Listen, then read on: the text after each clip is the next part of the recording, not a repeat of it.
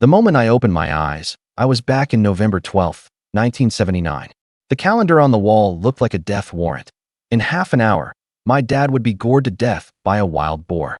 Last life, he bled out, my mom cried herself blind, and my little sister was driven to hang herself. This time, I grabbed a knife, barefoot, and charged into the old forest at -40 degrees. That lone boar, over 400 gene. I'm coming for you, you bastard. 1979, Northeast China. I shot up from the earth in calm, cold sweat soaking my coarse cotton jacket. The mud walls plastered with newspaper, the sauerkraut crock in the corner, the frozen corn cobs on the windowsill. This was my room when I was 19. The calendar on the wall, torn crookedly.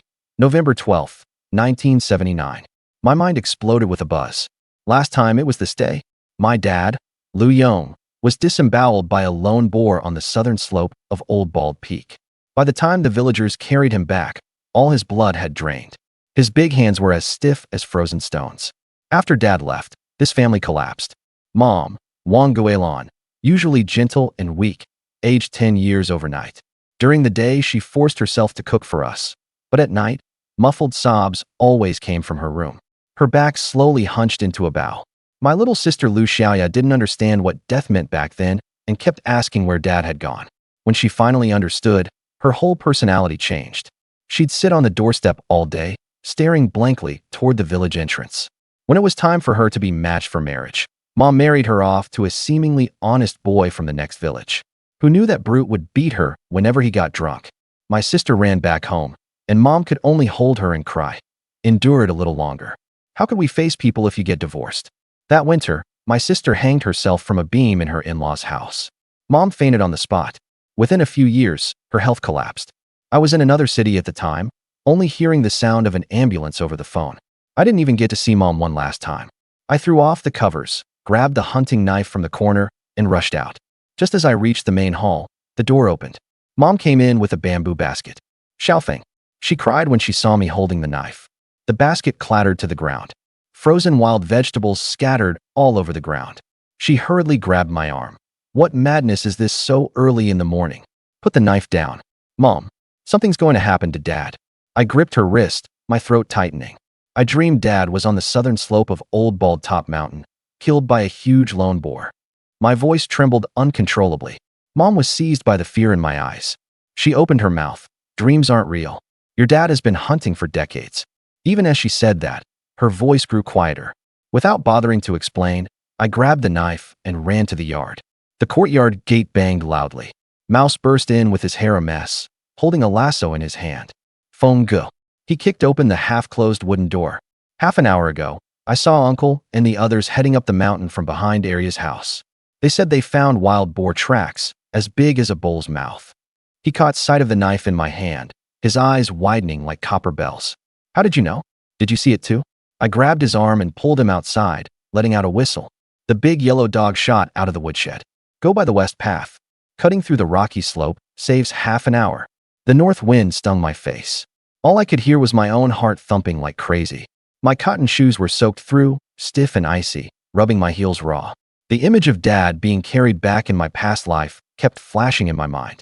Feng Ji, slow down. Howsy was panting behind me. How did you know beforehand? I didn't look back, the snow crunching under my feet. Howsy, don't ask anything. Just trust me this once. In this life, I'm not only going to save Dad, but also protect Mom and take care of my little sister. Our family must stay together, no room for any regrets. After we crossed the last ridge, a burst of barking suddenly erupted. 5 hunting dogs fanned out, snarling at the bushes. Uncle Liu Dashin stood in front, holding up his hunting rifle, the barrel still smoking. That beast's too damn clever. It took 2 shots from me and still got away. Before the words faded, the bushes shook violently. A deafening roar rang out, and a wild boar weighing over 450 pounds burst through the thick brush, smashing through shrubs as thick as a bull's rim. Its dark gray bristles stood on end, its bell-sized eyes bloodshot, and from its long, foaming mouth, 2 dagger-like tusks gleamed green. The wound on its belly was still oozing blood, dripping onto the snow, but that did nothing to curb its ferocity. Everyone be careful. This is a lone boar. Second uncle shouted as he pulled the trigger. The boar just tilted its head, pawing the ground furiously, kicking up snow mixed with gravel. I quickly scanned the terrain. There was a frozen swamp on the left. Second uncle. Lure it onto the ice. The boar suddenly let out a piercing screech and charged at the nearest villager. 5 hunting dogs shot forward like arrows, latching onto the boar's hind legs and tail. The boar gave a violent flick of its tail, sending 2 dogs flying, crashing into tree trunks with whimpers. At the critical moment, I rolled aside. The bullet grazed the wild boar's ear as Da Huang charged forward to distract it. Over here. Come on. Hauzi shouted, swinging his lasso to lure the boar toward the ice. Enraged, the boar chased after him wildly. Just as it set foot on the ice, I yelled, "Don't freeze. Shoot its legs." The hunter's guns roared in unison. The boar let out a miserable shriek, its massive body crashing heavily onto the ice. But it wasn't dead yet. A low gurgle rumbled from its throat, and its bloodshot eyes flickered with an eerie red glow. It jerked its head violently, flinging Da Huang, who was biting its ear, against a tree trunk with a dull thud, knocking off a large chunk of bark. Watching Da Huang struggle to his feet, blood trickling from his mouth, my heart clenched in pain. "You beast, come at me." The boar seemed to target my father, its hooves frantically digging in as its hulking black body charged at him, the ground trembling slightly. Without hesitation, my uncle raised his shotgun and rushed forward, blocking in front of my dad. "You beast, I'll blow your head off." The wild boar was too fast. The moment my uncle pulled the trigger, it twisted sharply, the bullet grazing its flank. Then, its tusks viciously tore into my uncle's abdomen. He had no time to dodge. He was thrown high into the air, crashing heavily into a snowdrift a dozen meters away. His shotgun flew off into the distance, and he lay unconscious. "Uncle." My eyes nearly split with rage. If this boar wasn't stopped, my dad would be next. Snorting white steam from its snout, tusks still stained with shreds of my uncle's clothes and blood, it let out another deafening roar. "Rat, flank it from both sides." Rat charged from the left, swinging a lasso, with 5 hunting dogs close behind. Gripping my hunting knife, I circled around from the right, my eyes locked on the boar's every move. Suddenly, the boar charged at my dad again, even faster than before. The image of my dad's tragic death in his past life flashed through my mind. No way. There was no way I'd let history repeat itself. I rushed forward without hesitation. Just as the boar was about to ram my father, I lunged at its hind leg and stabbed down hard with my dagger. The boar, reeling in pain, stumbled, then turned and opened its massive jaws to bite me. I rolled aside to dodge, my shoulder burning with pain from a scrape by its tusk. Hauzi's lasso swung over just in time, wrapping around the boar's front leg. The boar thrashed in fury, dragging Hauzi far away, leaving a long trail in the snow. The 5 hunting dogs seized the chance and pounced, biting the tail, ears, and hind legs, holding on tightly. Seizing this opportunity, I charged forward again and drove my dagger deep into the boar's neck, right where its heart was. Blood gushed out, splattering across my face and body. The warmth of the blood sharpened my focus. The boar let out a piercing scream, its movements slowing.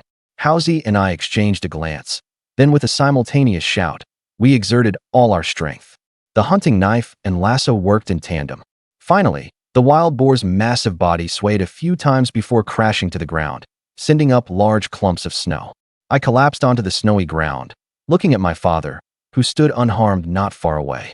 Tears streamed down uncontrollably. At that moment, I had finally succeeded in rewriting fate. After my rebirth, this first blood made my father's legs go weak, and he slumped down onto the snow, his hunting rifle still trembling slightly. He stared at me, covered in blood, yet grinning like a fool. His Adam's apple bobbed for a long time. Then he grabbed a tree branch at his feet and charged over.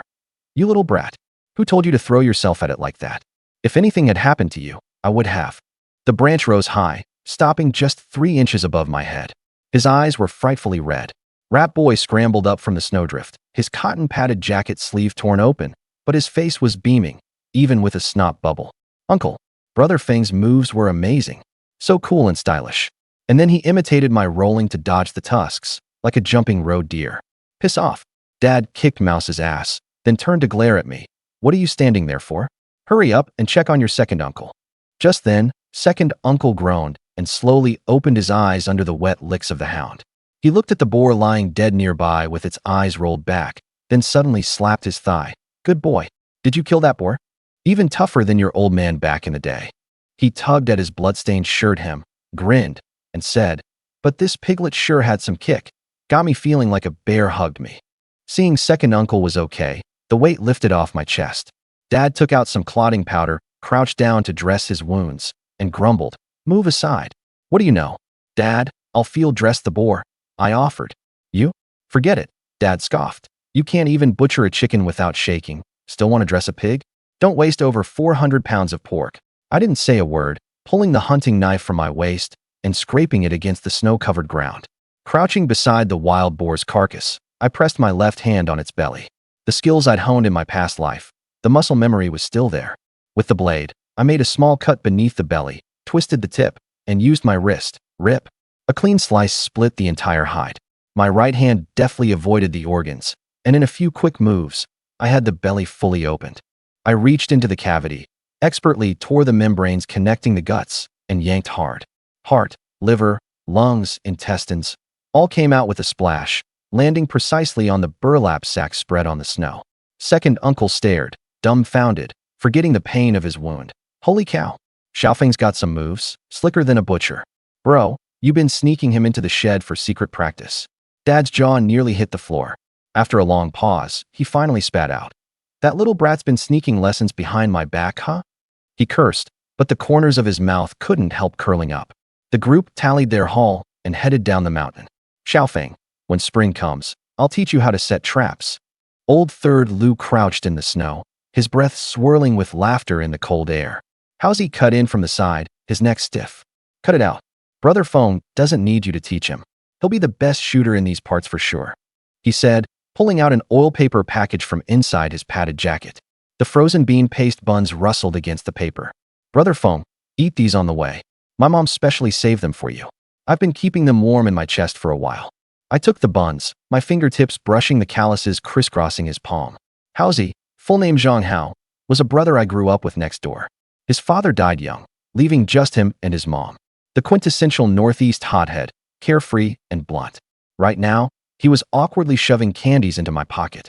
"Take these, new fruit candies from the village shop. Sweet as can be. This is my allowance I've been saving for a whole week."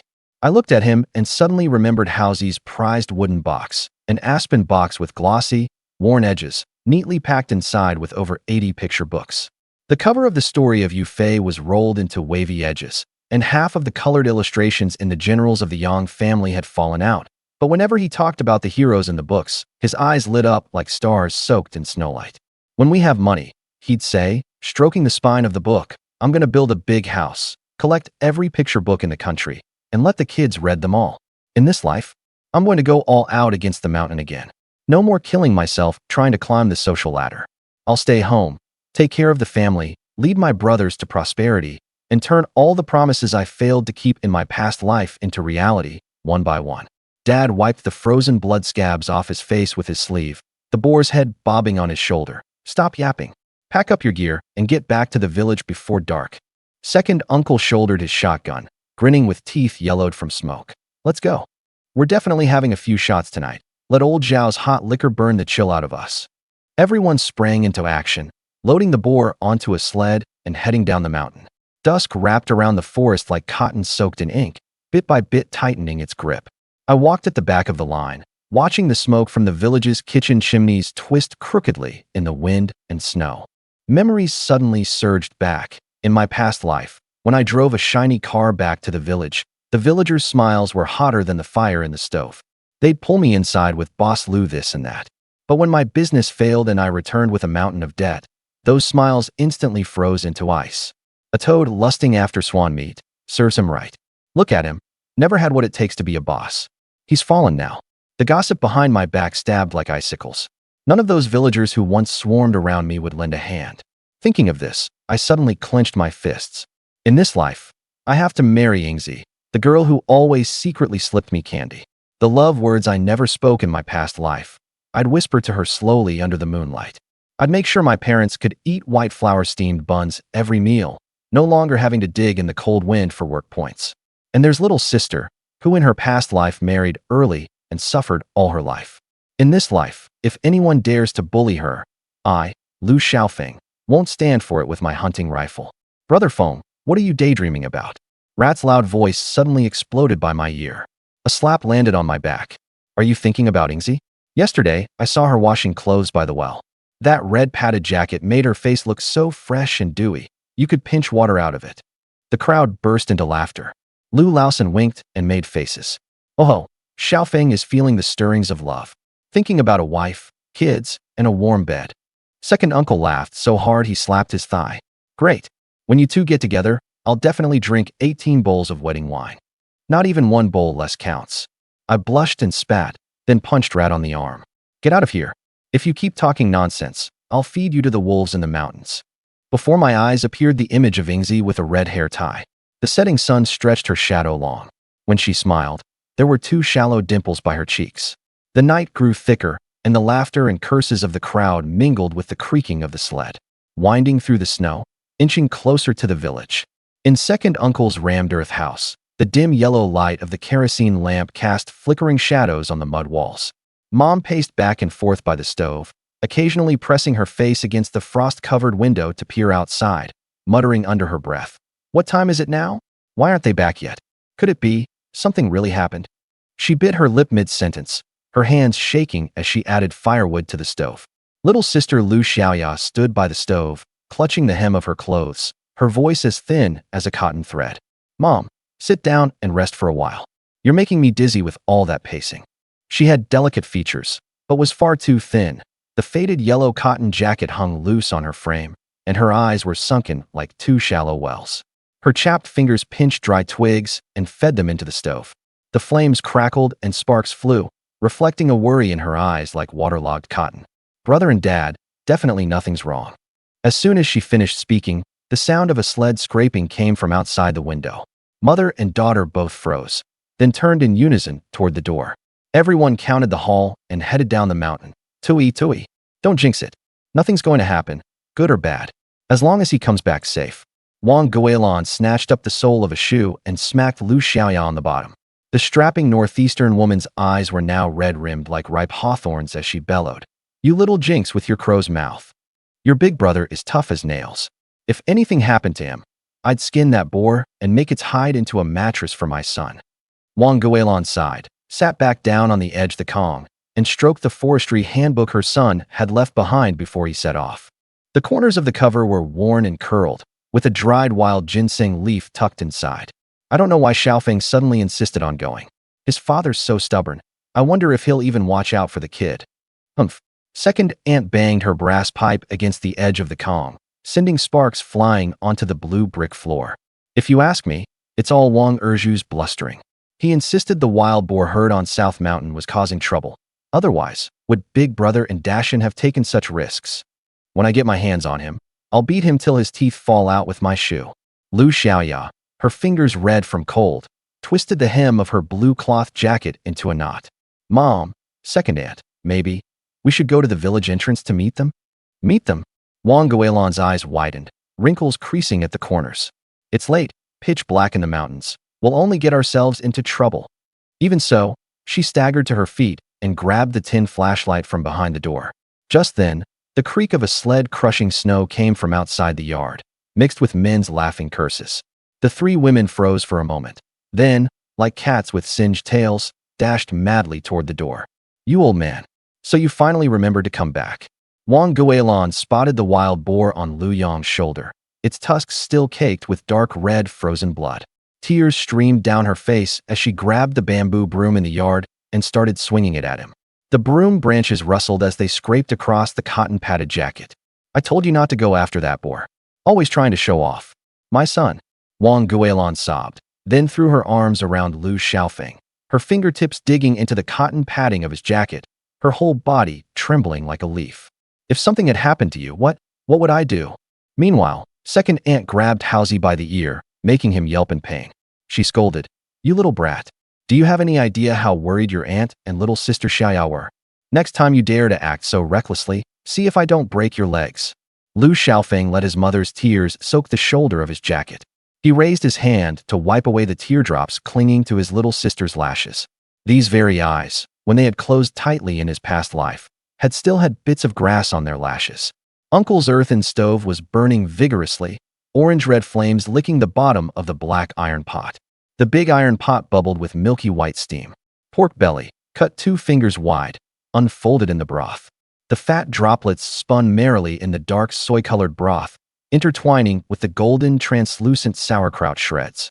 The pork belly, like a jade-carved artwork, was soaked through with broth in its alternating layers of fat and lean, the surface dotted with fragments of star anise.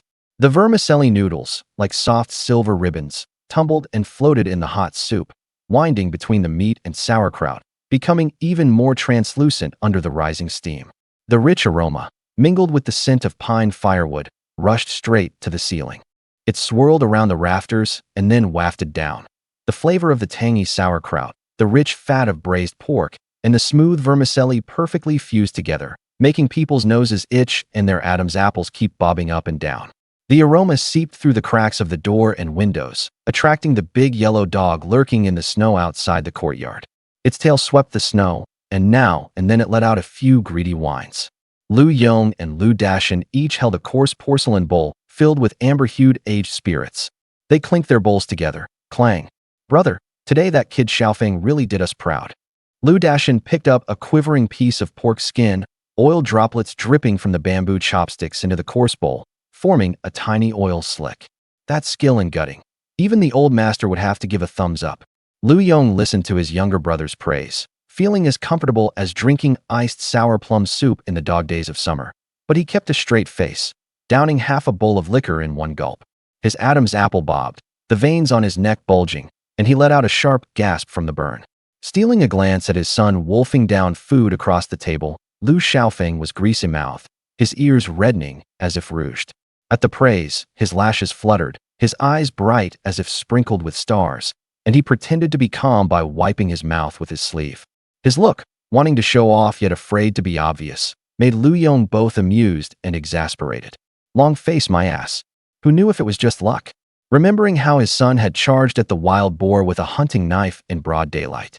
The fury surged in his heart, and he slammed the wine bowl on the table. "Drink more, so I can give you a proper beating when we get home tonight. This little brat, daring to court death and send himself to the gates of hell. If I don't straighten him out, who knows what disaster he'll cause next."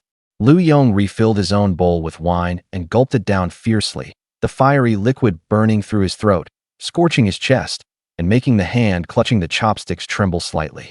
"Xiaofeng, tell your aunt quickly, how big was that wild boar?" Aunt pushed aside the steaming hot air, stuffed a piece of greasy pork belly into Lu Xiaoya's bowl, and her rough fingers brushed against the girl's frozen red earlobe. Hausi came back and told it all jumbled up, just bragging. Hausi immediately stiffened his neck, his cheeks so puffed they could hold 2 eggs. He stood up, spread his arms wide, gesturing as if he could span the entire earthen bed. "Auntie, I'm not making it up. That wild boar stood half a head taller than Xiaofeng, and its tusks were as long as my lasso pole." Suddenly he lowered his voice, terror in his eyes, and even faked a shiver. The wind when that thing charged could knock a person over. If not for Brother Feng's quick eyes and fast hands, rushing up in a flash and stabbing with his knife. He stopped mid-sentence, a noodle slurping down his throat. His face turned red as a ripe tomato, and as he pounded his chest and coughed, spittle splattered onto Lu Xiaoya's braids across the table, making everyone burst out laughing. Lu Xiaoya's shoulders trembled with laughter, tears streaming down the corners of her eyes. Clutching her chopsticks, she called out, "Brother Mouse, sit down quick." Once she had laughed enough, Lu Xiaoya's hand still trembled slightly as she held the chopsticks, her eye rims red again, and her voice thin as cotton thread. "Brother, don't go to such dangerous places anymore, otherwise." "Huh." Wang Guilin slapped her daughter's hand, but then turned and shot Lu Xiaofeng a fierce glare, the tears at the corners of her eyes not yet dry. "You little brat, what did your father teach you? Playing with your own life. If not for the mountain god's protection." Her voice suddenly trembled, and she piled 3 large pieces of meat into her son's bowl, making it mound like a small mountain. "Eat more. Look how cold your face is. Your cheekbones are sticking out." Lu Xiaofeng stared at the meat piled high in his bowl, then at his father's refilled cup of liquor, the liquid swaying, reflecting his own tense face. His heart pounded like a drum. This stew might as well be his last meal before the chopping block. He'd definitely get a beating when he got home, so he'd better eat his fill first. He picked up a chopstick full of pickled cabbage dripping with broth, the sourness making him squint and his gums tingle. But the chew brought a rare sense of grounding after being reborn. The crunchy, tender cabbage cut through the greasiness of the pork belly, and when it melted on his tongue, A burst of savory flavor exploded. The vermicelli noodles, soaked full of broth, were soft and sticky with a bit of chewiness, each mouthful so hot it made him gasp, yet he couldn't bear to let go. "Mom, don't worry." He wiped his greasy mouth, the back of his hand brushing his nose and picking up a bit of soup. His ears reddened again involuntarily. His eyes were pleading, like a guilty big dog. "From now on, when we hunt, I promise I'll listen to you and stay far away from danger." "Save that talk for the king of hell." Lu Yong slammed his bowl heavily on the table. The coarse porcelain base met the wooden surface with a dull thud, splashes of wine scattering over the pickled cabbage. His furrowed brow could crush a mosquito. He was mentally calculating how to punish him when they got home, whether to take off his belt and whip him or grab a bamboo strip from the kitchen. "Just wait until we get home. I'll beat you so hard you won't get out of bed for 3 days. Old Lu." Wang Guilin saw Lu Yong's expression and grabbed her blue cloth apron to whip him, the apron strap sweeping across the back of his hand. "The child just saved you from the wild boar's mouth, and you still have the heart to scare him. If anyone deserves a beating, it's you, his father. If you hadn't gone hunting, would he have followed along?" Lu Dashin quickly raised his wine bowl to smooth things over. Wine sloshed over the rim of the bowl. We're eating and having fun. Why bring that up? Come on, let's have another round." Everyone laughed and raised their glasses. The smell of wine, the aroma of food, and the laughter nearly lifted the roof off the adobe house. After eating and drinking their fill, Lu Yong downed the last mouthful of strong liquor, slamming the bowl bottom heavily on the Kong table, causing the pickled cabbage soup to splash over the edge. "Let's go home," he shouted hoarsely, stealing a glance at his son as he mentally planned how to handle him later. "First, strip the boy's padded jacket, so the beating won't be cushioned by the fabric. No pain, no gain. If I don't knock him out for 3 days, my name isn't spelled with balls." Wang Guilin shot her husband a glare, swiftly packed the leftovers into an enamel mug, and turned to shout at Lu Xiaoya. "Girl, grab your brother's stuff. Don't leave anything behind. Every single day, those two make me worry." Lu Xiaoya responded, still cradling the 2 chunks of blood sausage that Li Tsuhua had shoved into her hands. Her face was flushed red from the cold, like 2 ripe, wild berries. The group walked home under the moonlight, crunching the snow beneath their feet. Haozi waved from behind and shouted, "Fengji, I'll come for you at dawn tomorrow. Let's head into the mountains again." Lu Xiaofeng was about to reply when Lu Yong slapped him on the back of the head. "Go where? You think you've lived long enough." When they got home, the windows of the adobe house had already turned icy from the wind. Wang Guilin deftly stoked the stove, and the flames leaped up, filling the room with a warm glow. Lu Xiaoyao put down her school bag and ran to the calm, pulling out a wrinkled homework book from under the mattress. Blinking her eyes, she wore a mischievous look. "Brother, the math problems the teacher gave today are hard. I've been working on them for ages and can't figure them out. Teach me." Lu Xiaofeng leaned in to look. Good heavens, the tricky chickens and rabbits problem. Just as he was about to explain, he heard a loud clang behind him. Lu Yong propped his hunting rifle against the wall, the jolt tilting the wall calendar sideways. "You little brat, after you finish the problems, clean up your act. Just you wait, you'll get what's coming." Lu Xiaoyao shrank her neck in fright and secretly stuck her tongue out at her brother. "Brother, is Dad going to stew you?" Lu Xiaofeng made a wry face, pulled out a frozen pear he'd snagged from Uncle's house, and slapped it into his little sister's hand. "Sweetness first, bitterness later. Eat." Amidst the commotion, Wang Guilin came in carrying a steaming basin of washing water and tossed a towel at Lu Yong's face. "Drinking just makes you act tough. The child went up the mountain and risked his life to save you.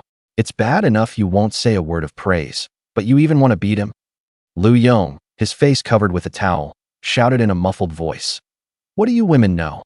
If something happens to your son, you won't even have a place to cry." Lu Xiaoya pulled out her completed homework, waved the notebook, and hopped over to Lu Yong. "Dad, look, did I get it right? Big brother taught me once, and I got it." Lu Yong scooped his daughter onto his lap, his stubble making her giggle. "Oh, my girl's little brain is way better than your brother's. Takes after me for sure." Back when he was learning this, he couldn't even count on his toes. Lu Xiaofeng crouched by the stove pit, tending the fire, listening to the laughter and chatter behind him, a chill creeping into his heart. Whenever father was this happy, it never boded well for him. Just as he thought that, he got whacked on the back of the head again. Wang Guilin was standing behind him, the fire poker still covered with ash. "Standing here playing deaf and dumb? Hurry up and change your dad's insoles. They're stinking like sour pickles." Wait until Lu Yong takes off his shoes and gets on the Kong. Lu Xiaofeng realized that disaster was imminent. He'd already prepared the tools for the beating. The little picture books on the Kong had somehow been replaced with a brand new feather duster. Wouldn't that leave welts all over? Xiaofeng, come sit. Lu Yong patted the edge of the Kong beside him, his face gentle, though his smile was eerily unsettling. Lu Xiaofeng felt like a lamb waiting to be slaughtered. He shuffled over reluctantly, and the moment his butt touched the Kong mat, Lu Yong grabbed him by the scruff of his neck. You little brat, did you think you were some kind of badass today, showing off and feeling real tough? Daring to go head-to-head with a wild boar? Why not pick a fight with a tiger while you're at it? Wang Guilin grabbed a pillow and threw it at him. Old Lu, go easy on him. Lu Xiaoya hopped around in a panic, shooting Lu Xiaofeng a look. Dad, you promised you wouldn't hit Big Brother. Lu Yong was stunned by the pillow, but his grip didn't loosen. Don't any of you stop me. I'm going to teach him a lesson today. Lu Xiaofeng had a sudden brainwave and yelled out, Dad, look under the Kong mat. Isn't that your secret stash of money? Lu Yong was taken aback, his hand involuntarily loosening. Lu Xiaofeng seized the chance to roll to the corner of the Kong, winking at his little sister. Lu Xiaoya caught on in an instant and scrambled to rummage through the straw mat. Dad, there really is a whole stack. Wang Guilin instantly exploded, grabbing a fire poker and rushing over. Old Lu, are you growing bold? Hiding private money? Lu Yong anxiously slapped his thigh, his face reddening in panic. If this was pinned on him, he wouldn't be allowed to sleep on the Kong tonight. Girl, don't mess around. Those are the production team's work point tickets, not money. Taking advantage of the household chaos, Lu Xiaofeng quietly inched back toward the corner of the Kong.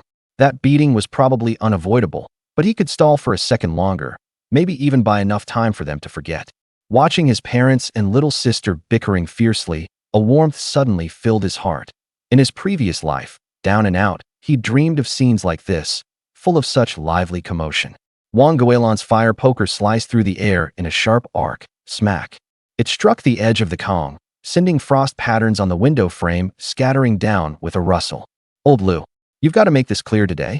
How long have you been hiding that money? Hands on her hips, she was like an angry hen with its feathers ruffled, her eyes fixed piercingly on her husband cowering in the corner of the Kong. Lu Yong's face flushed deep red, veins bulging on his neck as he waved his arms in defense. Why do you have to be so stubborn, woman? Those really are the production team's work point tickets. They were issued during the autumn harvest last month. I hid them under the Kong mat to keep them from getting wet. He reached for the scattered papers on the Kong mat, but Wang Guilin slapped his hand away. Huh, work point tickets? Since when do work point tickets have red stamps? Wang Guilin grabbed a paper and shoved it under Lu Yong's nose. Look at these little figures drawn on it. Do you think I'm blind? Lu Xiaofeng couldn't help but laugh. That was clearly Lu Xiaoya's comic strip draft, which had somehow gotten mixed in with the work point tickets. Seeing the situation turn bad, Lu Xiaoya quickly jumped in to mediate, hugging Wang Guilin's arm and acting coquettishly. Mom, it must be a misunderstanding. I was doing homework and mixed up the papers. Don't blame Dad, okay? Blinking her big eyes, she secretly stuck out her tongue at Lu Xiaofeng, as clever as a little fox. Lu Yong seized the opportunity and jumped up, pointing at Lu Xiaofeng, his beard trembling with anger. It's all this little brat's fault. He's full of tricks to shift the blame. Once I'm done dealing with your mother, I'll settle the score with you. As he spoke, he grabbed a feather duster and lunged forward. Wang Guilin was quick-witted and snatched the feather duster, then whipped it across Lu Yong's backside. How dare you yell at me? You're the one with dirty hands, and you take it out on the kids? She turned around and snapped the feather duster in two with a crisp crack. This thing's not even good for kindling. Lu Xiaofeng hid behind his sister, poking his head out to make a face. Dad, your secret stash is so poorly hidden, even my little sister could find it. Before he could finish, a shoe thrown by Lu Yong whizzed past his ear and slammed into the wall. You little bastard. I'll tear your mouth apart. Lu Yong rolled up his sleeves and was about to rush over, but Wang Guilin grabbed him by the collar. Glaring at her husband with wide almond-shaped eyes, she said, Old Lu, if you don't explain things clearly tonight, don't even think about sleeping in this bed. Stand still, she said, pushing Lu Yong into the corner as if scolding a naughty child. Lu Xiaoya pulled Lu Xiaofeng behind the stove and fished out a frozen persimmon from the jar, lowering her voice. Brother, Dad's in for it this time. Peeling the persimmon, the flesh was crystal clear. Taking a bite, juice overflowed. but serves him right for always wanting to beat you. Lu Xiaofeng nibbled on a frozen pear and mumbled, "Sis, you pulled off that trick beautifully. When did you learn that? I'll tell you more about the 36 stratagems later, and they'll definitely come in handy next time." They exchanged winks, shoulders shaking with suppressed laughter. Meanwhile, Lu Yong was still trying to defend himself, beads of sweat forming on his forehead. Damn it. I've always walked straight and stood tall. How did I end up in this mess? Suddenly his eyes lit up, and he grabbed the hunting rifle from the corner. Guilin, how about I swear an oath? If I've hidden any secret savings, may I never catch any prey in my life. Tu. Wang Guilin quickly covered his mouth, saying, "What unlucky words are you speaking?" She stared at her husband suspiciously. "I'll trust you this time, but if there's a next time, I'll skin you alive, and I'll make you do my laundry and cooking again." With that, she turned to pick up the scattered paper scraps, muttering under her breath, "Always causing me trouble day after day." Lu Yong felt a huge weight lifted off his shoulders. He slumped down on the Kong, grabbed his long-stemmed pipe, and took several deep drags. In the swirling smoke, he glared viciously at Lu Xiaofeng. "You little brat, once your mother's asleep, just wait and see how I deal with you." Lu Xiaofeng grinned and sidled over, pounding his father's back. "Dad, take it easy. I was just worried you'd hurt your muscles if you got physical. Look, let me rub your shoulders. I guarantee I'm more professional than the massage therapist from the production team." He rhythmically kneaded his father's shoulders, making Lu Yong want to laugh, but forcing himself to hold it in. Lu Xiaoya ran over too, hugging her father's arm and shaking it. "Dad, big brother already knows he was wrong. Please spare him this once." Blinking her big eyes, she acted coquettishly, and Lu Yong's heart melted into a puddle. After tidying up, Wang Guilin glanced at the three of them and couldn't help laughing as she scolded. "Look at you, so easily pleased. You're all grown up and still acting like kids." She set the warmed cornmeal porridge on the table. "Hurry up and drink it while it's hot. Warm yourselves up." The family sat around the table, sipping the sweet cornmeal porridge, and a cozy warmth filled the house. Lu Xiaofeng looked at his parents and little sister, his heart full of happiness. The warmth he had missed in his past life could finally be reclaimed. Even occasional petty squabbles were the most precious memories. Lu Yong's adobe house sat at the west end of the village, with two main rooms connected to the kitchen. Right behind was a shed stacked with firewood and farm tools. The cellar was hidden under the stove, stocked with cabbages and potatoes for the winter. In the corner of the yard, Da Huang's doghouse was built with wooden planks and thatch. He was lying at the entrance, ears pricked up alertly. The toilet was a small area enclosed by a mud wall in the backyard, and the cold wind would occasionally blow grass clippings in through the cracks. That's right, a perfect open-air luxury VIP bathroom where you can look up and see the great rivers and mountains of the motherland. The steam from the hot bath fogged up the windows of the main room solidly, while Lu Xiaofeng scrubbed his reddened back. But his ears were constantly pricked for any noise outside, afraid his father might burst in at any moment, not even daring to take off his underwear. On the Kong in the inner room, Lu Xiaoya was already wrapped in a quilt, snoring softly. Wang Guilin sat on the edge of the Kong under the kerosene lamp, mending clothes. The silver needle glinted coldly in the dim yellow light, the click-click of threading making one's heart uneasy. In the outer room, Lu Yong was puffing on his dry tobacco pipe. His eyes stared at the flames in the stove, but his heart churned like a storm. That little brat, with his reckless, life-risking behavior in the mountains today, had almost scared the soul out of him. He needed a good thrashing to teach him a lesson. Who knows what more dangerous things he'll do in the future. Glancing at the willow branch hidden under the Kong mat, he added another piece of firewood to the stove, sparks snapping and popping, just like the anger he could barely contain. "Old Lu, what are you dawdling for? Come out and soak your feet," Wang Guilin said without looking up. "If you don't come out soon, the water will be cold, and tomorrow you'll be complaining about your back and legs hurting again." Lu Xiaofeng shivered as he pulled on his long johns. His heart was pounding. Usually by this time his father would be snoring like thunder. Tonight, the outer room was eerily quiet. Only the occasional puff-puff of a tobacco pipe broke the silence, like a death knell. Steeling himself, Lu Xiaofeng crawled into the bedroll, staring at the cobwebs on the ceiling beam, barely daring to breathe. Moonlight streamed through the window lattice, casting mottled shadows on the Kong mat. In a daze, he felt like those shadows had all turned into the willow branch his father had raised. Next to him, Lu Xiaoya suddenly turned over, her arm slamming heavily into his stomach, almost making him cry out in pain. He forced it back down again. I don't know how much time passed, but the pendulum clock chimed 12 times. Lu Xiaofeng felt drowsy, his eyelids heavy, and mumbled in a daze. Maybe Dad forgot. I'll just sleep early. Before his voice faded, the edge of the Kong suddenly sank, and a strong smell of rough tobacco rushed toward him. He snapped his eyes open and came face to face with Lu Yong's ferocious expression, a half-cut tree branch clutched in his hand. You little brat. Think I'm some kind of fool? Lu Yong's loud voice shook dust from the rafters as he grabbed Lu Xiaofeng's ear. If I don't give you a proper lesson, you'll end up tearing down the sky. Your mom just messed things up. Now let's see where you run. Lu Xiaofeng grimaced in pain, like a cat held by the scruff, frantically tugging at his father's hand. Dad. It's the middle of the night. The neighbors will hear and laugh. Mom, come quick. He's about to kill you, and you still care about losing face? Lu Yong sneered, and the willow branch cracked against the Kong mat, startling Lu Xiaoya, who scrambled up and sleepily shouted, Dad, what are you doing? I was dreaming of eating candy. Wang Guilin rushed in holding a kerosene lamp, barefoot on the cold floor. Old Lu, what madness are you up to in the middle of the night? But Lu Yong paid no heed, grabbing his son by the cotton-padded jacket and dragging him off the Kong. If I don't beat some sense into you, I'm not your father. Lu Xiaofeng desperately hugged the leg of the Kong table and hollered, Go ahead, beat me, do whatever you want. But I swear, someday I'll get my revenge on your grandchildren. Lu Xiaoya burst out laughing, then quickly covered her mouth. She jumped off the bed and wrapped her arms around her father's thigh.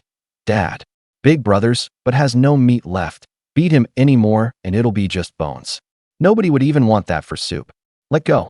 Lu Yong was entangled and couldn't move, stomping his feet in anger, determined to skin that rascal today. Wang Guilin placed the oil lamp on the table, hands on her hips, shielding Lu Xiaofeng. If you want to hit me first. The child risked his life to save you, and now you're repaying kindness with enmity. With that, she grabbed the bed-sweeping brush from beside the pillow and made as if to strike Lu Yong.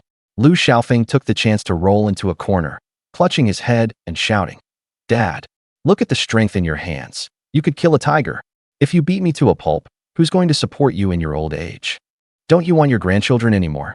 Lu Yong was choked by this retort, the willow branch frozen midair. He wavered inwardly. This little brat sure knows how to talk back. After a long pause, he finally cursed. You little bastard, learning to threaten your old man now, are you? Amid the chaos of recovery anecdotes and budding romance, the yellow dog in the yard suddenly barked fiercely. Woof, woof. Its cries were urgent and fierce, and from outside came the sound of banging on the door. Li Xiaolan's loud voice pierced the night. Old Lu's family, slaughtering a pig in the middle of the night. Even the mice in our house got woken up. Lu Yong finally snapped out of it, his ears turning red. He threw down the willow branch, grumbled, and lay back down on the Kong. You lucked out this time, you little brat. Lu Xiaofeng clutched his chest, his heart still pounding. But he never expected that the next night, just as he was drifting off to sleep, he suddenly felt a searing pain on his buttocks. Opening his eyes, he saw Lu Yong holding the willow branch he had hidden under his pillow the night before, his other hand firmly pressing him down. You little bastard. Yesterday someone protected you, but let's see who you can turn to today. Dad, that's not fair. Lu Xiaofeng was rolling around on the Kong in pain, even popping 2 buttons off his cotton-padded jacket. Sneak attack. What kind of skill is that? If you've got guts, let's have a proper fight during the day and see if no one comes to save me. But Lu Yong ignored him, the willow branch falling like raindrops as he hit and cursed. Let that teach you to show off. Let that teach you to be a smartass. Let you show off. Let you try and match me. His strength was astonishing, each lash leaving red marks on Lu Xiaofeng's body. Yet his heart ached with every stroke. You little brat. If it hurts, remember this lesson well. This beating made Lu Xiaofeng howl like a ghost. Even the neighbor's dog joined in barking wildly. By the time Lu Yong finally stopped, he had collapsed into a limp mess, still sticking his bottom out, groaning and unable to get up. Lu Xiaoya's heart ached as tears streamed down her face. She brought over bruise ointment mixed with sesame oil, applying it while crying. Dad was too harsh. Brother's bottom looks like a monkey's. For the next 4 days, Lu Xiaofeng could only lie on his stomach to recover. He needed his sister to feed him and had to shuffle along the wall to get to the toilet, like a serious casualty, unable to leave the house. Lu Yong put on a stern face in public, but secretly asked someone from town to buy trauma-relieving plasters, and had Wang Guilin kill the old hen they'd raised for over a year to make soup. Son, does it still hurt? Wang Guilin sat by the edge of the Kong, blowing on the chicken soup with a spoon. That's what you get for being reckless. Now are you obedient? See if you go up the mountain again. Lu Xiaofeng's eyes were listless. He groaned weakly. Mom, this is a work injury. I need at least 2 chickens to recover. Before he could finish, a pillow thrown by Lu Yong hit his head. You little brat, still making demands? Damn work injury. Man, even a work injury my ass. Amidst the family's laughter and teasing, Lu Xiaofeng bit into a chicken leg, tears welling up in his eyes.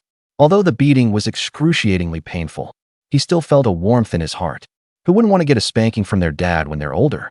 Having spent half his previous life in loneliness, this lively punishment was now his most precious treasure. Lu Xiaofeng lay on the Kong, the pain on his backside making him grimace and groan ouch continuously, like a catfish being grilled over a fire.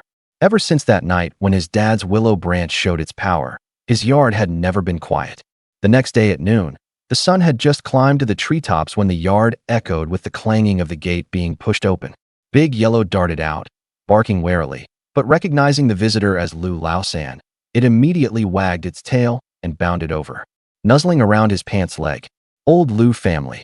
I heard your family had a fight last night. Lu Laosan bellowed, his voice flying into the house before he even stepped through the door. Behind him were 4 or 5 villagers from the hamlet, craning their necks into the yard like a flock of geese stretching their necks, all there to catch the excitement. In the freezing cold, folks were either huddled on the Kong or making babies with their wives, so any bit of gossip was a rare treat. Wang Guilin was picking vegetables in the garden when she heard the commotion. She jabbed her hoe into the ground. Lu Laosan, your mouth is faster than the loudspeaker at the broadcast station. Always spouting nonsense. Lu Yong came out of the house with a dark face, pounding the bowl of his pipe against his shoe sole. All here for the show? Got nothing better to do, huh? With that free time, why not head into the mountains and bag a couple of rabbits, whip up some snacks, and have a drink with your old lady tonight, contributing to the country's population? Though she said that, her ears gave her away, blushing bright red. After all, beating your son in the dead of night and making a racket that the whole neighborhood knew about, no one could save face from that. Oh, big brother, we're just worried about Xiaofeng. Li Tsuehua pushed through the crowd, carrying a basket of eggs. I heard the kid got beaten so badly he can't even get out of bed. Your auntie brought some supplements. Let him eat well and recover, she said while peering into the room, her eyes full of curiosity about just how harsh the beating was. His screams reached all the way to my place, even made his second uncle go soft. Lu Xiaofeng lay on the Kong, groaning, thinking bitterly. Now the whole village knows I got my ass handed to me. How am I supposed to show off in front of the folks from now on? Just as he was thinking, Lu Xiaoya came in from outside, carrying a basin of water. Seeing the commotion in the room, she couldn't help laughing. Bro, your heroic deeds are spreading like wildfire. They'll definitely make it onto the village bulletin board. From now on, you're a celebrity in the hamlet. Suddenly, rapid footsteps sounded in the yard, accompanied by Housy's signature loud voice. Bro Foam. Brother Foam. I heard you got beaten up like a rotten eggplant. Is that for real? I've come to pay you a visit. Before he finished speaking, he had already burst through the door, nearly ripping the doorframe off. Da Huang followed behind him, wagging his tail excitedly and letting out cheerful whimpers. Housy stared with eyes as big as brass bells, looking up and down at Lu Xiaofeng lying on the Kong. Exaggeratedly covering his mouth, he wore a malicious grin. Oh my God, what a beating your dad gave you. He wouldn't treat you like a black bear, would he? As he spoke, he leaned in, looking left and right. TSK, TSK, TSK. Your butt is so red. You could even hang it at the village entrance as a red lantern. Tomorrow when we celebrate New Year, we won't have to buy lanterns. We'll just hang you up there. Lu Xiaofeng rolled his eyes in annoyance, grabbed a pillow, and threw it at him. Screw off, you damn Housy. Don't you dare gloat here. Go on, you try getting a beating like that, and see how it feels. I guarantee you'll know what skin split and flesh torn really means.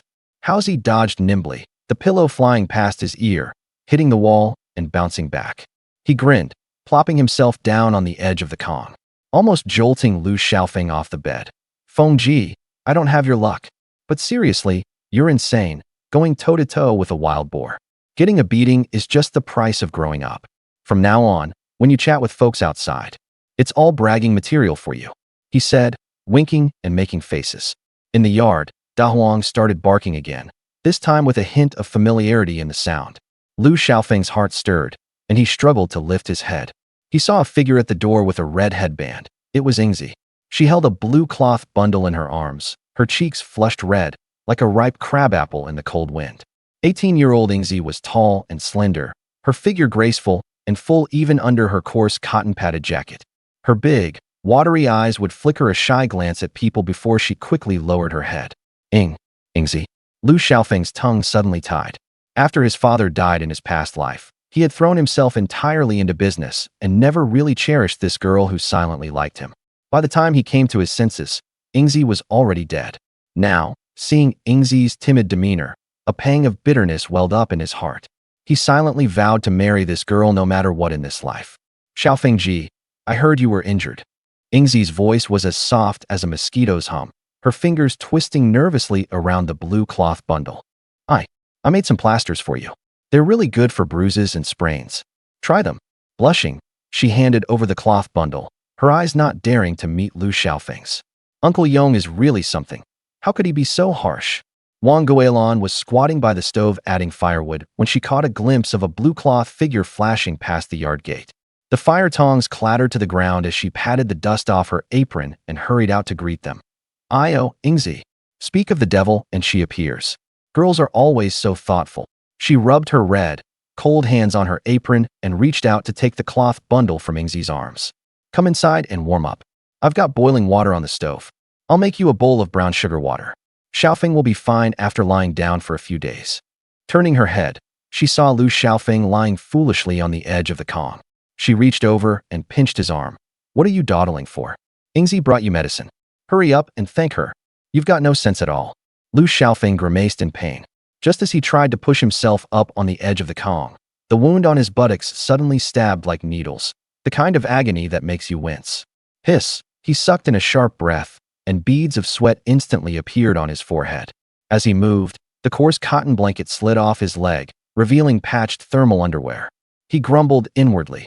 What bad luck, making a fool of myself right in front of Ingzi. I hope she doesn't think I'm a wimp. This is so embarrassing.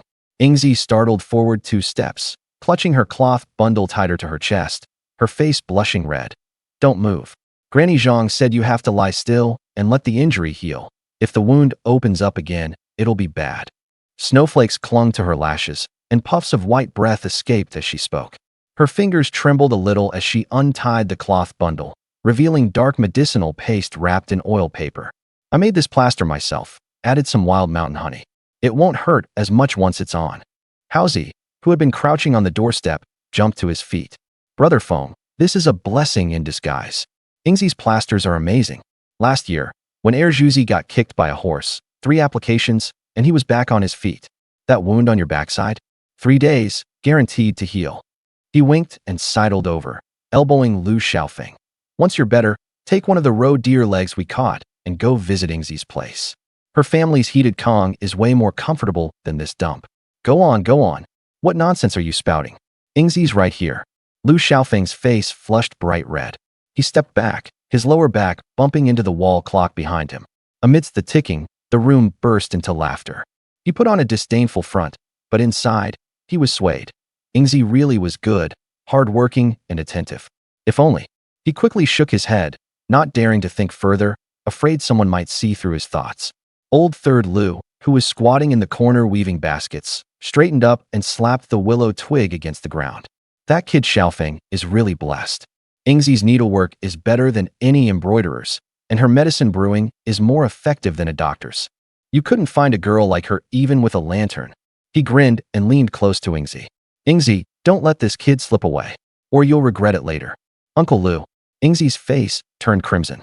She lowered her head and fiddled with the medicine pills, her stray hair covering her face. I just heard from my mom that Brother Xiaofeng was injured. Lu Yong sat at the other end of the Kong, puffing silently on his long-stemmed pipe, the ember flickering in the bowl.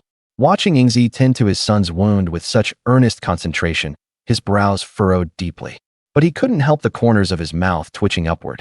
Hearing Old Third Lu's words getting more and more outrageous, afraid it might scare Ingzi, he gave a heavy cough and knocked his pipe bowl hard against the edge of the Kong with a loud thud. Stop all the nonsense. Let Ingzi properly apply the medicine to the child. As he spoke, he shuffled aside, clearing a large space. The Kong is warm. Ingzi, sit here. Only then did Ingzi dare to sit on the edge of the Kong, carefully using her silver hairpin to pierce open the wax pill. The dark brown ointment gave off a strong, herbal smell. She softened it in her palm, but as soon as it touched the wound on Lu Xiaofeng's bottom, her hand recoiled as if burned. "It's a bit cold," she said, her voice as faint as a mosquito's buzz, genuinely embarrassed. "Bear with it, it'll be over soon." Lu Xiaofeng stared at Ingzi's long eyelashes, which were still dusted with tiny bits of fluff. Smelling the scent of soap and herbs in her hair, the wound on his bottom didn't seem to hurt as much. He couldn't help thinking to himself, Ingzi's hands are so soft, even softer than the new padded jacket his mom had made. I wonder if she finds my wound scary, and there's nothing dirty on my butt, right? Just then, the big yellow dog had sneaked into the house without anyone noticing, lying down at Ingzi's feet, its tail gently brushing against her pant leg. It kept whining, as if acting spoiled.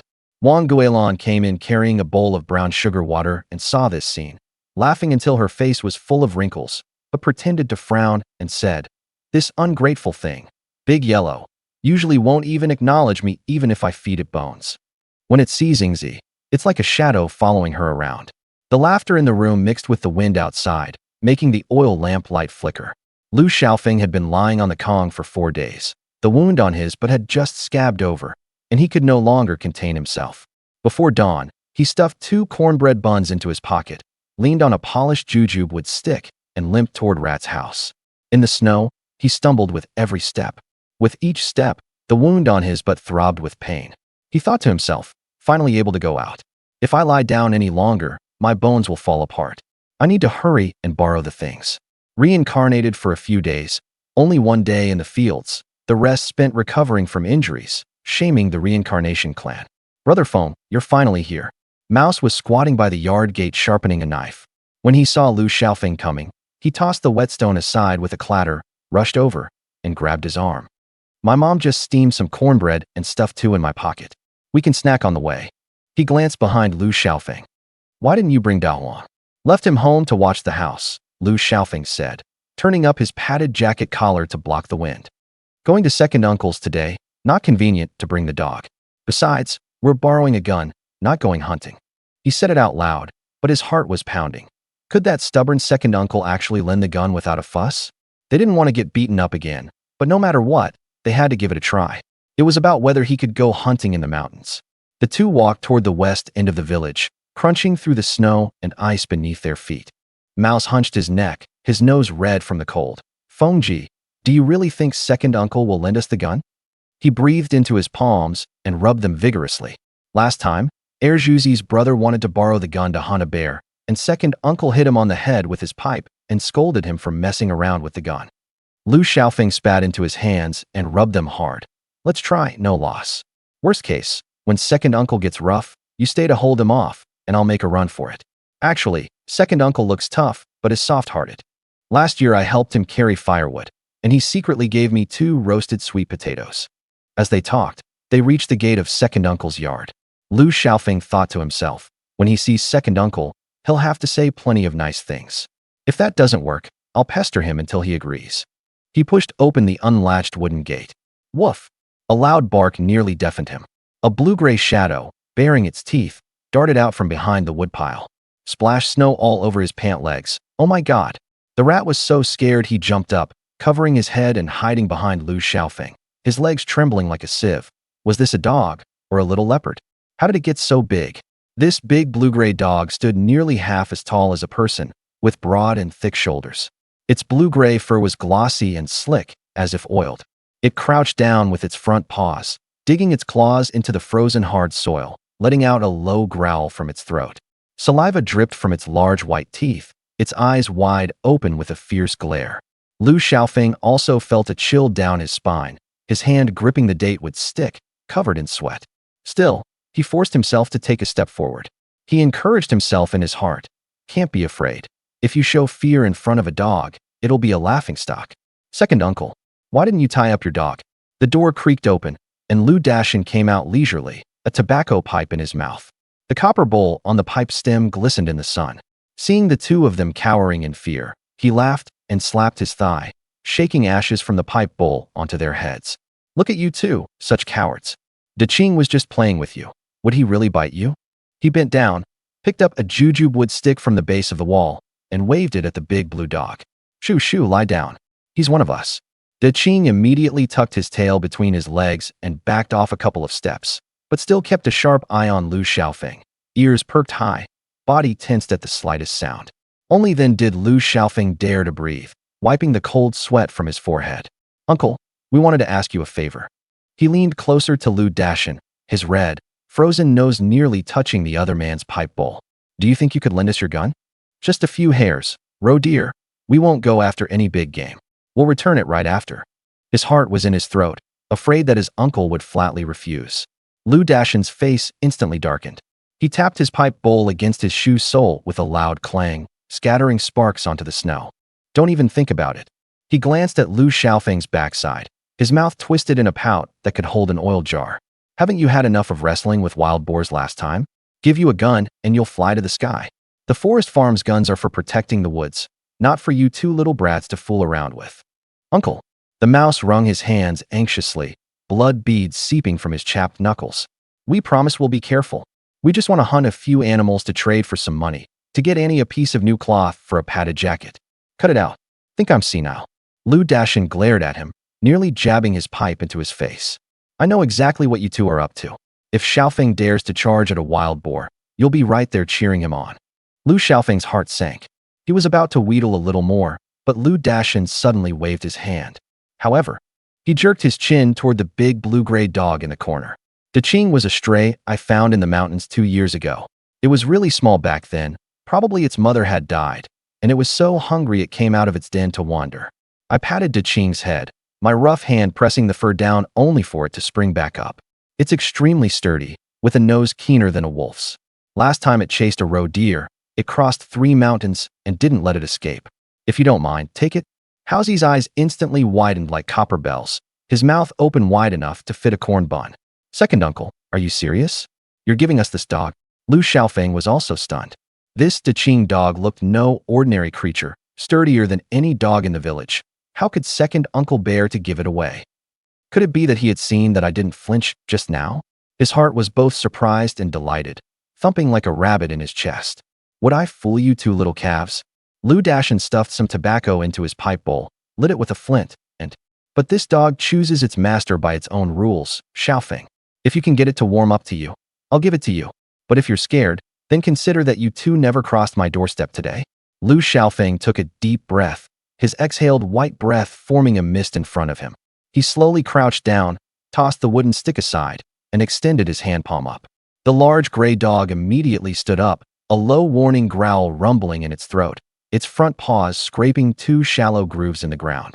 Its gray-blue fur bristled from root to tip. He silently prayed, "Please don't bite me. Please don't bite me. If this dog can come with me, I'll have a helper for hunting in the future." Big Gray, Lu Xiaofeng's voice softened, carrying the rough edge characteristic of mountain folk. "Come with me. Let's go hunting on Eagle Beak Cliff. Eat meat every day." A hunting dog ought to run in the mountains. Cooped up in a yard is suffocating. The large gray dog tilted its head, stared at him for a long moment, then stepped closer, sniffing his palm with its wet nose. Lu Xiaofeng's hand was as cold as ice, and he dared not move a muscle until he felt a warm tongue lick his palm. Only then did he breathe a sigh of relief, the cotton-padded jacket on his back already soaked through with cold sweat, and the stone in his heart finally hit the ground. No bite. This dog recognizes me. That's simple.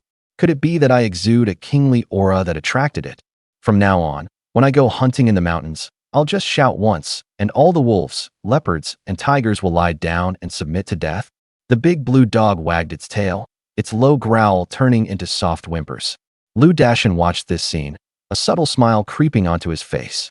He turned around, pulled a shiny, greasy rope from behind the door, strode up to the big blue dog, first scratched its ear, then tied the rope to the collar. He said gruffly, "From now on, follow Xiaofeng and protect him well. If you dare to slack off, I'll break your dog legs." Finally got rid of it, barking all day long. Can't even get intimate with my wife at night without feeling off. It also eats like crazy. He shoved the other end of the rope into Lu Xiaofeng's hand, the calluses on his palm grinding against Lu Xiaofeng's skin until it hurt. The big blue dog stared at the transferred rope end, circled Lu Xiaofeng twice. It rubbed its head against his arm, then sat down in the snow, chest puffed out and head held high, like a soldier waiting for orders. Wind and snowflakes struck its glossy fur, rustling as they fell off. Lu Xiaofeng gripped the leather rope in his hand, feeling the pain in his bottom ease, and his heart bloomed with joy. He got a dog just like that? Wasn't he dreaming? It looked like the beating was worth it. Holy crap! Fengji, it recognized you. Haozi jumped up excitedly. Da Qing, from now on we're family. Uncle patted Lu Xiaofeng on the shoulder and said, remember, treat it well. A hunting dog could save your life in the mountains. On the way home, Da Qing walked proudly between the two of them, occasionally scanning the surroundings warily. When villagers passed by and saw Da Qing's fierce appearance, they were so scared they took detours, muttering to themselves, where did these two boys get such a terror? Lu Xiaofeng stroked Da Qing's smooth fur, already planning in his mind. The matter of the gun would have to be dealt with carefully. But with Da Qing, from now on roaming the mountains, we'll have a lot more leverage. I heard that wild boar ears are the best for stirring up a hunting dog's ferocity. Next time we go into the mountains, we'll get some boar ears to feed Da Qing. Train it specifically to bite wild boar ears. That way, when we run into a boar again, we'll have a way to deal with it. Lu Xiaofeng led Da Qing back home. Just as they reached the yard gate, their own Da Huang came bounding out with a bark. Da Huang was usually a bully in the village. But when it saw Da Qing's burly figure, nearly half a man's height, with bulging muscles under a slate gray coat, it immediately tucked its tail, whimpered in submission, circled Da Qing twice, and even rubbed its head against Da Qing's belly, clearly acknowledging Da Qing as the lead dog. Damn, Da Qing's presence completely cowed our Da Huang. Haozi laughed and slapped his thigh. Lu Xiaofeng crouched down, stroking Da Qing's glossy fur. Haozi, how much do you think Da Qing weighs? It's way bigger than an ordinary hunting dog. Its rear end is bigger than a bull opening. This one's definitely a big game hauler. Got to be at least 70 or 80 gene. Zhang Hao gestured as he spoke. Look at those paws, like the bottom of a tea mug, crunching in the snow with every step. And that nose, shiny black, like it's been greased with lard, definitely a top-notch tracker. The two were still chatting when Lu Yong came out of the house with his pipe in his mouth. Seeing the big blue dog, he nearly dropped his pipe. How did you get the big blue from your second uncle? Your second uncle must have been willing to pay a price this time. He circled the big blue twice, reached out and squeezed the muscles on the dog's hind legs. But the temper still needs taming. Too aggressive and it'll cause trouble. At dinner, Lu Xiaofeng took a bite of cornbread and remembered the talk about the hunting dog's scenting ability. Dad, they say the scenting ability matters most in hunting dogs. What's that all about? Lu Yong gulped down some strong liquor, gasped at the burn, and took a puff of his pipe. This skill runs deep. A hunting dog tracks scent by following the scent trail. In simple terms, the smell left by the prey. A good scent trail can let a dog follow it for miles without losing focus. Scent trails are divided into ground scent and air scent. Ground scent is the smell left by prey running on the ground, and the hunting dog has to sniff close to the earth. Air scent is when the wind carries the smell up, and the dog catches it directly. A truly skilled dog can master both types of scent trails. So how do you feed a dog to make it strong? Rat leaned in, eyes wide. For coarse grain, feed it cornmeal cakes. For fine grain, give it some pork offal, fatty innards. Lu Yong picked up a piece of fat, especially pig heart and lungs. Mince them up for feeding. That puts on the most weight. But don't overfeed it first. Keep it a bit hungry so the dog has energy to work. Lu Xiaofeng also knew an even better method. Grind wolf bones into powder. Mix in Chinese medicinal herbs that strengthen the body. Combine two types in a certain ratio. Add flour and knead into suitable sizes to feed to hunting dogs. Hunting dogs raised on this medicinal diet grow faster and stronger than those fed ordinary food. He had learned this from an old hunter of an ethnic minority in his previous life. He thought that after he found the spotted dog, he would feed it using this method and see how much stronger it could be than in his previous life. So what's this dragging dog all about? Lu Xiaofeng pressed. For a dragging dog, there are 3 key points to look for. Lu Yong held up 3 fingers. First, look at the paws. Da Qing's paws are broad and thick, great for digging in snow and scratching dirt pits, and when it bites prey, it pins them in place. Second, look at the back. The back should be like a bow, capable of exerting force. Third, look at the anus. As I just said, a dog with a large anus has strong stamina. It will bite its prey and never let go, even dragging it away. If it can bite the prey's anus, that's even more remarkable. Lu Yong paused, adding a piece of firewood to the brazier, sparks crackling. Take the wild boar, for instance. The males, we call them Pal-1Z in the Northeast. That beast is fat and strong with a violent temper. One charge can snap a tree as thick as a bowl. Sows aren't as sturdy as boars, but they're fierce when protecting their young. Their anus is the weak spot. Male boars have thick fat around it, but it can't withstand a hunting dog's relentless bite. Once it's torn open and the guts spill out, even the fiercest boar will collapse to the ground. A sow's anus is comparatively more vulnerable. If a dog gets its jaws on it, a few shakes will drain its strength. Dogs that can bite the anus are top-notch. Lu Yong smacked his lips. But the risk is high too. One slip up, and if the boar kicks you with its hooves, you're either dead or injured. That's why you need a lead dog, one that's bold and quick-witted. Da Qing's temperament, with proper training, might make him a lead dog. The next day, second uncle came to check on Da Qing and also taught Lu Xiaofeng how to handle the dog. Crouching down, he pried open Da Qing's mouth and checked its teeth. Xiaofeng, training a hunting dog has its nuances. Da Qing hasn't yet taken a bite at a wild boar, just caught some small game, trivial stuff. Now we need to train it on where to bite the first time it takes down prey. From then on, it will remember. When we hunt wild boar in the mountains, the dog must bite the ears and hind legs. If it can clamp onto the anus, that dog would be worth its weight in gold. Uncle, how do we train Da Qing to bite the ears and anus of a wild boar? Lu Xiaofeng quickly asked. This calls for the luring method. Uncle pulled a dried wild boar ear from his pocket and dangled it in front of Da Qing. See this? Hang it on a tree branch, let the dog leap at it. If it bites the right spot, give it meat. If wrong, scold it. Gradually, the dog will learn. As for biting the anus, that takes opportunity. When Da Qing is in real combat, watch for the boar to expose its backside, then give the command. As he spoke, the big blue-gray dog caught the scent of the wild boar ear and perked up immediately, restlessly pawing the ground and letting out an eager growl. Second uncle tossed the ear far away, and the big dog shot out like an arrow, snatched it in its mouth, and came back wagging its tail at Lu Xiaofeng, as if waiting for praise. Good dog. Lu Xiaofeng pulled out a piece of dried meat and fed it to him. From now on, we're counting on you for hunting in the mountains.